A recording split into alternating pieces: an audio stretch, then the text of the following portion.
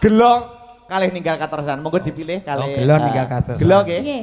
Gelo. Gelo napa? Ninggal katresnan. Gelo man ya. Oh, nggih. Oke, gelo. Medley. Apa kowe medley? Medley terusan. Jenengan saniki pun benten ya, Mas? Bentene napa, Mas? Nah, sakniki nyambi dagang. Lho, Dagang apa lho? Dalang karo dodolan krating deng. Bayo iya. Weh Jan. iki suguhan ya. Saya tak sampean dalang apa blantik to Jan? Kabeh kok diayahi. Suguhan kok iso dagang krating dek. Ya paling gak mikir to dagelane uman poro gak ya ngono. Aja ora tawar we. Ayo mangga. Yo, gelo bersama Mbak Rara sekalian di Lintang Kairo. Celorot terus. Celorot dor. Hey.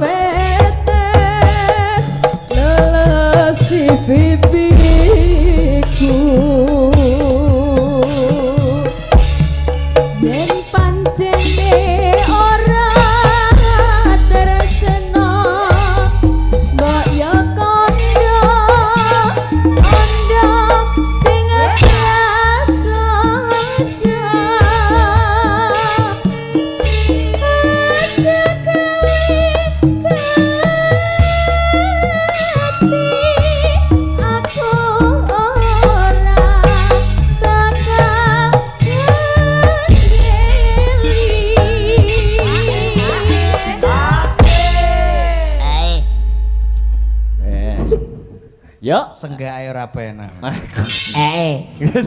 Ora penak. Yo.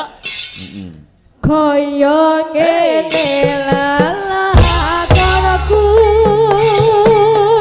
biyen muku kok dadak ketemu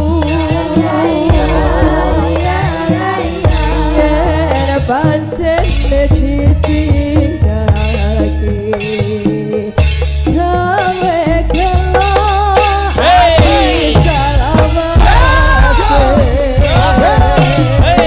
Astro Protatoy.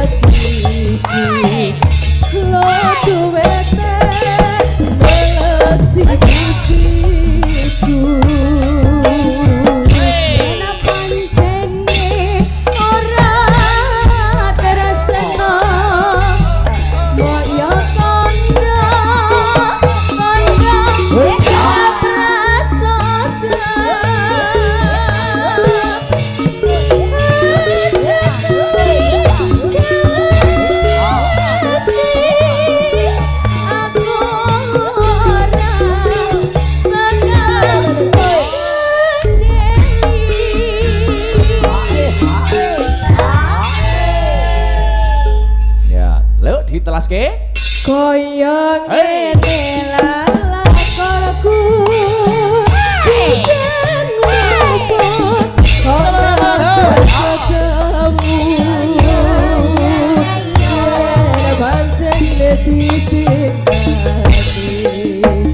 Kawe kelo ati selawase Terima kasih Mbak Raras dari Lintang Kairo. Lintang Kairo luar biasa.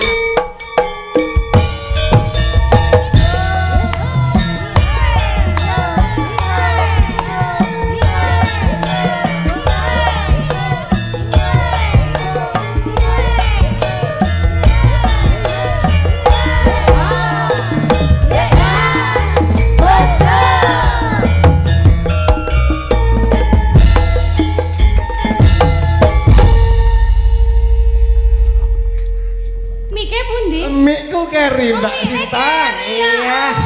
Sugeng dalu, Dalu. ayah. Alhamdulillah adem rasane atiku Alhamdulillah. yen sampeyan nimbaliku ayah. Ayah, rasane. kula niku kan Iya. nyegani jenengan ta ya. Iya anakku yang tersayang. Iya kita selalu bekerja di atas panggung sebesar ini. Dan Alhamdulillah. pada malam hari ini kita ditimbali dening Bapak Winarto. Bapak Winanto. Winarto. Pangapun Pripun? Winanto. Bapak Winanto, alhamdulillah saged marak sowan dhateng dalemipun Inggih. Bapak Winarto. Winanto. Winanto. Kok dikira aku sing kleru. Jenengan berarti niki mengke bayarannya di Tambah. dilongi no. Ya, tak kene sampean kabeh Nggih. bayar aku. Pripun pawartosipun Mbak Lintang. panjenengan? Alhamdulillah seperti yang Anda lihat sekarang. Selalu semangat. Selalu semangat dan selalu sehat walafiat. Iya, alhamdulillah. Mbak Lintang, Dalam monggo atur lagu dumateng para kadang-kadang bisa tiron mliginipun dumateng para temanten kekalih. nggih. Mbak Mbak Rosi. Mbak Rosi kalian Maidini kalian Mbak Kalian. Mas Mas. Koirul Anam. Kak Koirul Anam. Nggih. Waduh lho, Pak. Waduh iya. Lek wong ayu Malah ngene iki mbok bingung mau lek kleru tadi. ngene aku Nah, malah nggih. seneng. Nggih, Semoga Mbak mau Lintang mendoakan dulu. Mendoakan dumateng mantan kekalih. Nggih, semoga selalu menjadi keluarga yang sakinah mawaddah warahmah. Amin. Cepat-cepat diparingi momongan. Amin. Pokok intinya satu loh. Om. Iya apa?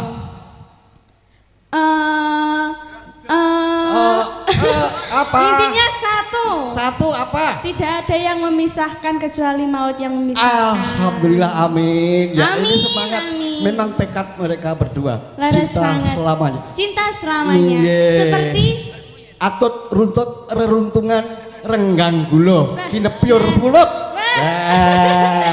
Seperti Romi Juliet. Romeo lihat itu Iya. itu dari Inggris ya. Iya, ya. Semoga Mbak Lintang atur lelagon panglipur dumateng para kata-kata ingkang sampun sami lenggah. Semoga Nggih, niki diparingi langga mawon nggih. Tadi kan sudah jingkrak-jingkrak. lu luweh jingkrak neh luweh HP. Biar semangat para Napa wonten request napa dos pundi? Pripun niki? semoga ngersane panjenengan kemawon. Yang penting kita bisa menghibur para masyarakat desa Tiron pada umumnya. Mliginipun dumateng warga Agung Bapak Winanto. Nggih, semoga Mbak Lintang. Nggih, langga mawon nggih. Nggih, monggo. Langga nggih. Siap. Niku sambung wanci dalu, Pak. Ya, iya, sambung wanci dalu, wancine gerimis. Wanci ini grimis, ket wau pun Iya, grimis. ya alhamdulillah ini merupakan seberkah kita yang Berkah pada malam hari alhamdulillah. ini. Iya. Soalnya ke wingi-wingi nih kok Iya, kita tanggapan menghajar, Rano udan. Oh iya. Alhamdulillah saged diparingi Jawa. Jawa. Iya. Alhamdulillah. Alhamdulillah. Katukan Wis pirang-pirang kabeh. pulang ora udan, saiki diudani. Semoga sambung wanci dalu.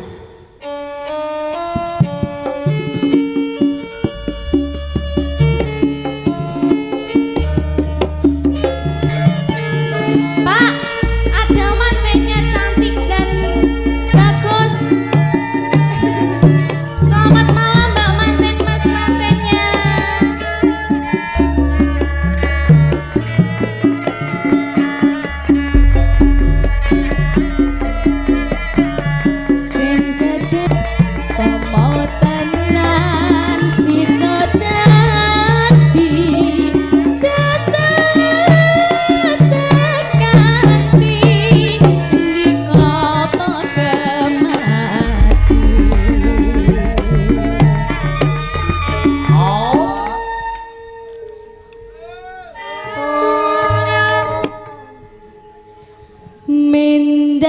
Surabaya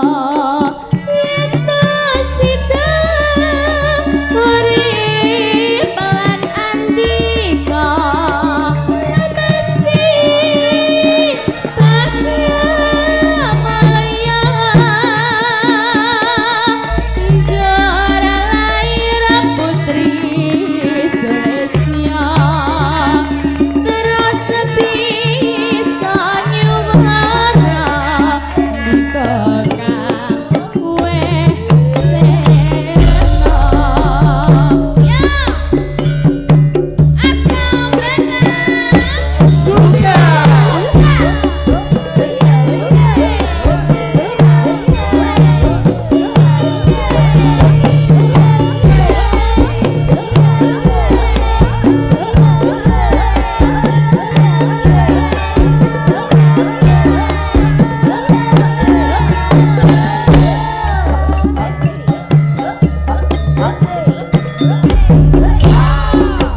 Sampun matur nuwun.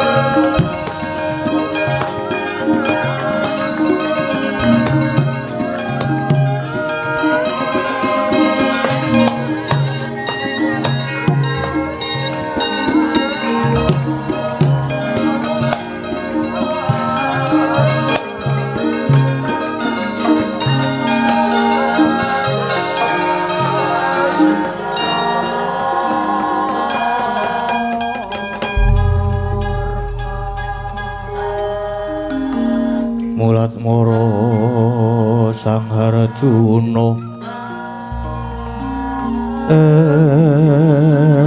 punya kang manungsan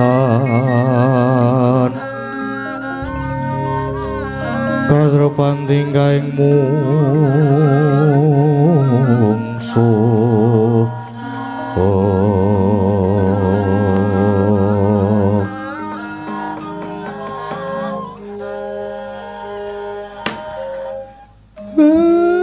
blagagak ugag sadulita mel-mel Ndara niki jane pripun to jare Ndara Arjuna niku ajeng gayuh wahyu niki kok malah kandhek wonten mriki kandhek wonten ing wana pun monggo gek disengkut Kakang Semar kula panjenengan aku nedya gayuh wahyu pepakem Makutarama nanging kalenggan iki Koko Prabu Sri Bathara Kresna malah murca monggo tanpa Koko Prabu Kresna rasa piye Kakang Semar luwih dhisik ngupadi murcane Kakang Prabu Kresna apa malah gayuh wahyu Makutarama Kakang Semar niat langening ngalanggiwan aklar pandamuncar tinon ler kakonang surem sorote tan padang kasuran wacaring purnaming gegono dasare mangsa katiga Den mbok menawi murcane ingkang raka pancen wonten sambet rapetipun wonten sambung rapetipun kalian badhe tumurun ing wahyu menika mila monggo prayogi lajeng dipun gelake mawon tindakipun Den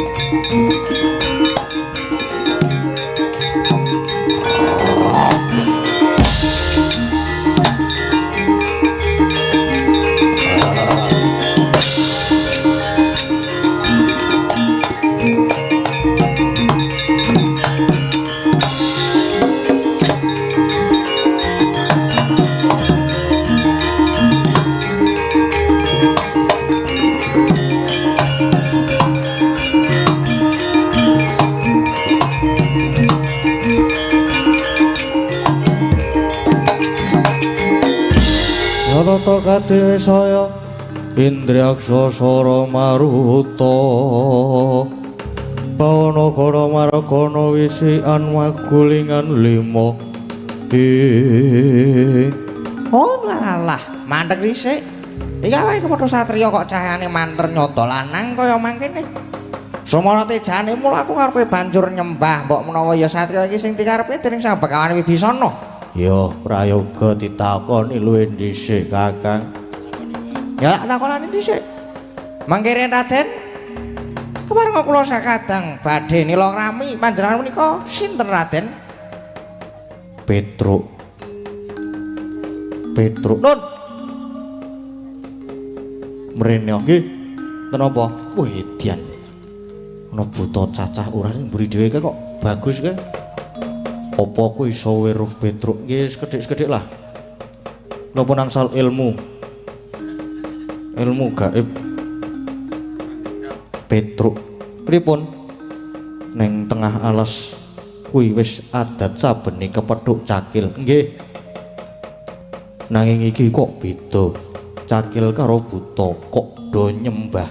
Nah niku kula ya gumun jane. Ya lagi iki cakil kepethuk Ndara Janaka nyembah tur basa. Ning mbok menawa niki wis do sadar. Wis do apa jenenge tobat.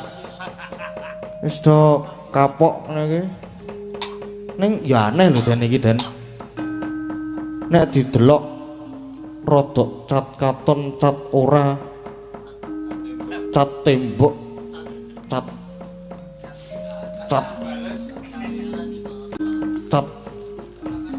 Petruk menengo. Wah kula kan mriki. Jan aku omongan kon lunga kon meneng. Pahit. Pun kula tak meneng mawon. Petruk. Lah to tenan to. Wis senengane lho iki. Kowe. Prayoga tak wangsulane dhisik. Lah nggih, prayoga. Prayoga niku prayoga. Monggo Raden. Buta. Yen kowe takon marang aku iki Satriya Madukara kekasih Raden Arjuna. Hai? Raden Arjuna Satriya Madukara ya dasar kepura nyata mangkono. Aduh Raden Paduka ingkang kula pati.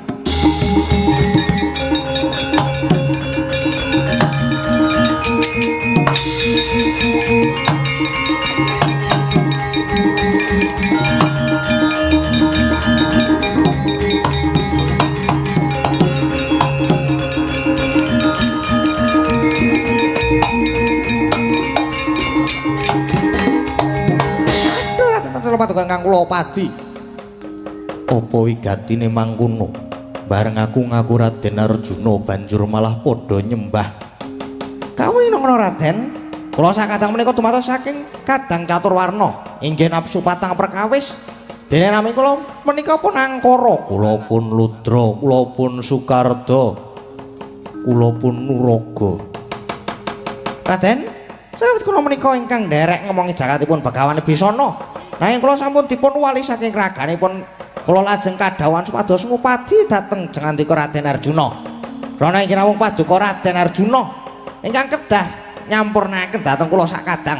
Ingkang mekaten monggo Raden, monggo. Kula aturi nyampurnaken kula sakadang. Inggih Raden, kula nyuwun dipun sampurnaken buta.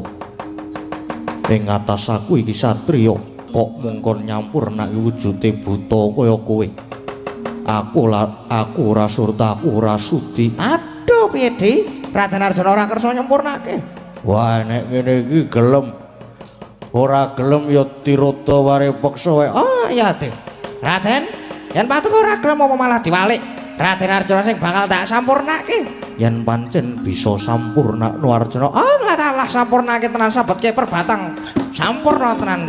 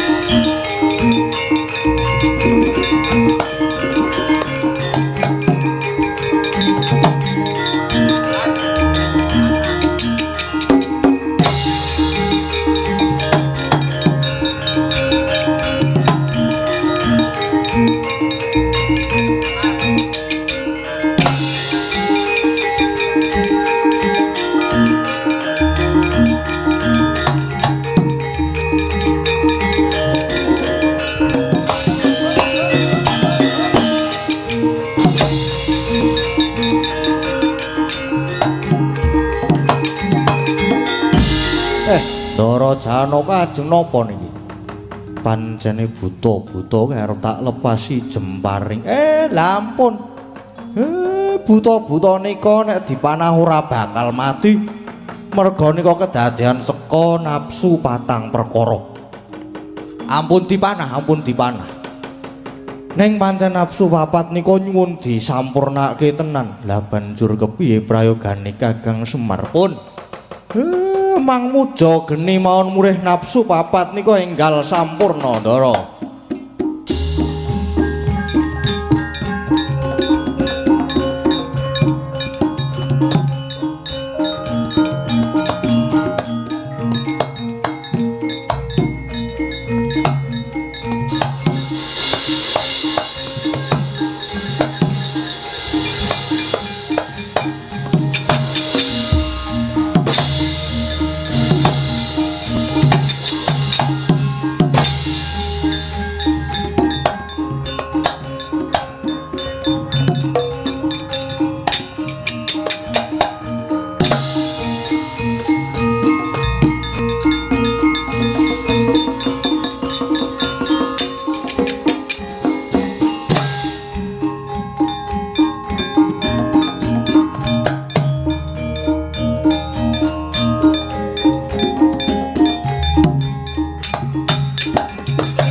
Waduh.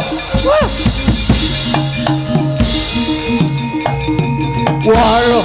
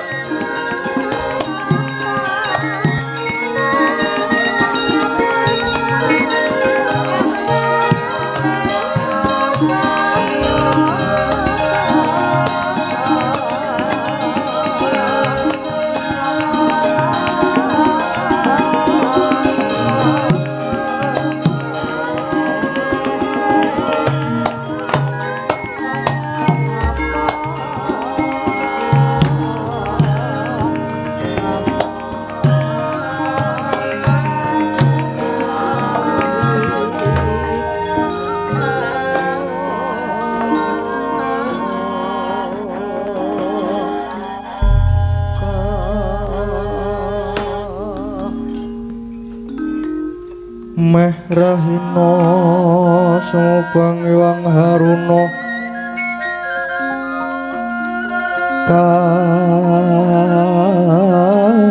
katinetraning anggarapuh sabdaning kukila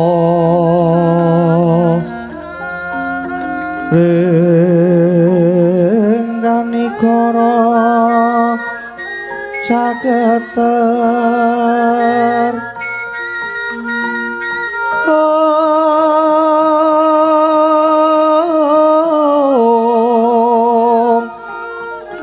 kene tungah engkong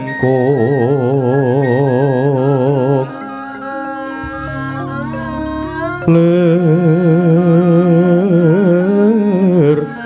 pusing bene panca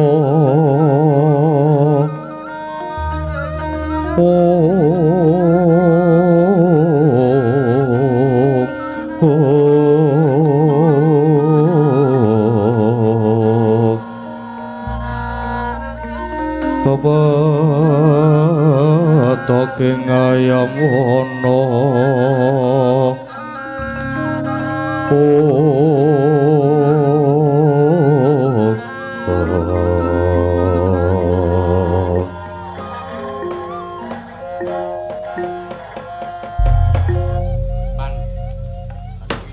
Ilahing Anuman paripurnaning nggonmu perang kelawan Kurawa nanging kok kaya ana ingkang dadekke kuciwa. Uncate Sang Narpati Karna saka pabaratan kaya banget gendhong wewadi kongsi tilar hambeking satriya utama. Apa darunane Anuman? Inggih, wale-wale menapa Penemban? Duk nalika Prabu Karna nglepasaken pusaka Kuntawijaya Danu ingkang pareng kedah badhe mungkasi karya laraping warastra lajeng kula saut saking dirgantara margi Prabu Karna kula anggep nerak pepadu ing Jawata krana namaken pusaka Kuntawijaya Danu dereng wancinipun tumapahing perang Bratayuda lan malih menawi sang adi Weremban ngantos ketaman pusaka Kuntawijaya Danu sakti badhe lebur tanpa kukuban. Lamun kateman mekaten ingkang kecalan kejawi namung pun Anuman. Menika Penemban jagat dewa Bathara Anuman. Kowe kuwi pinter ning pintermu tok nggo minteri. Aku rak wis paring pitutur to. Aja seneng ngendhak gunaning jalma. Nanging kowe malah nggugu karsa priyangga. Nampik marang pitutur becik Anuman. Saka lekas sira kang kaya mangkono iku, sira malah banjur gawe dosa patang perkara marang awakmu dhewe Anuman. Dosa ngadi Weremban jimat pepunden kula. Dahat bundu-bundeling manah kula. Mugi Sang Tapa keparenga amijangaken dununging dedosan kula Anuman. Aku mung saderma maca marang tilas lekasmu dene mungguh dosa patang perkara kang sira sandang yaiku siji dosa marang awakmu dhewe, kaping loro dosa marang dewa, sing katelu dosa marang sepadha-padha, papat dosa marang laku nista dene wijangane ning kene, kang sepisan dosa marang awakmu dhewe perkara liwunge Prabu Karna wani nerak pepaju ing Jawata iku ora ana sambung rapete karo kowe. Ya senadyan dosa nanging kuwi dosane Prabu Karna dhewe marang dewa. Umpamane dosane Prabu Pandhu mau, Prabu Karna mau kudu antuk pidana. Ingkang menang hukum ora ana liya mung Jawata. Kaping pindho kowe ngayomi marang aku nganti tok rewangi labuh dadi tamenging bebaya. Ya senadyan tindak tetulung jaga kayuananing liyan wani labuh lara patiku uga kalebu lelabuhan kang utama. Nanging lamun tumindak mengkono mau tumanduk marang Sang Guru Nadi iku dudu kang pratitis, ya marga sira wis maedu marang katiasaning guru. Kaping 3 kowe wis ngendhak gunaning liyan.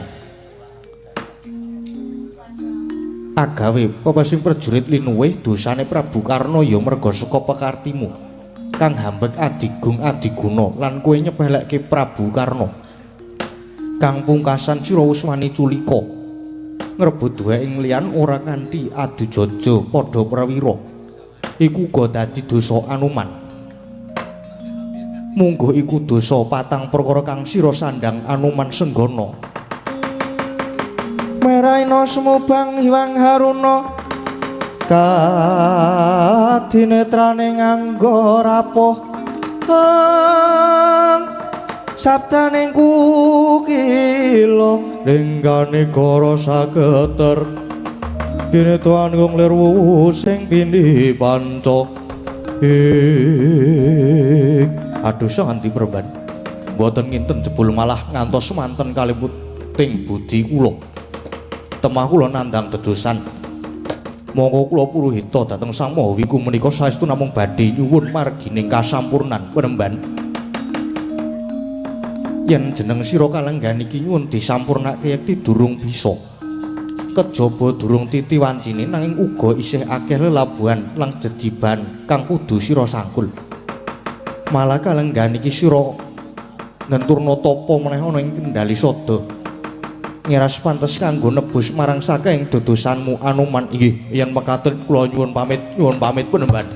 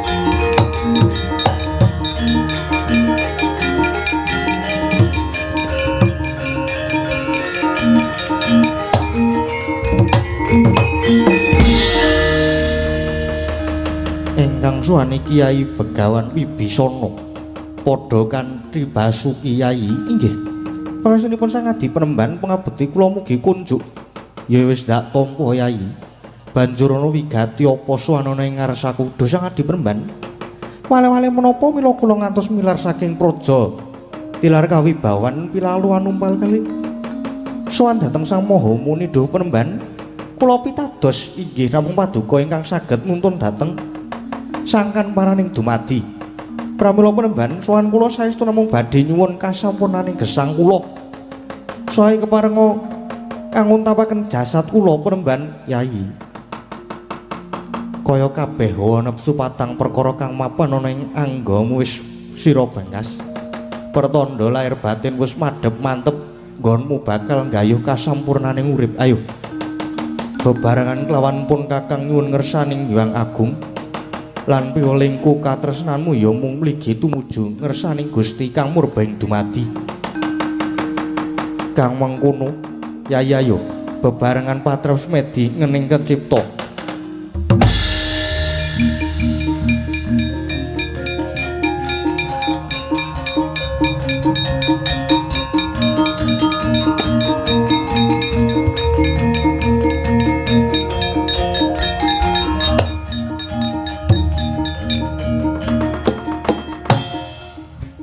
kekalenya sigra mangsa semedi marwani kang pandulus dakep saluku tunggal nutupi baban Wiwaranawa kocap Bekarya saha sidi sigra angracut anggane Begawan Wibisana kaya ana cahya mijil saking netrane Begawan Kesawa Sidi nempuh angganing Begawan Wibisana saya dangu saya alit temaical Sang Wibisana manjing alamantara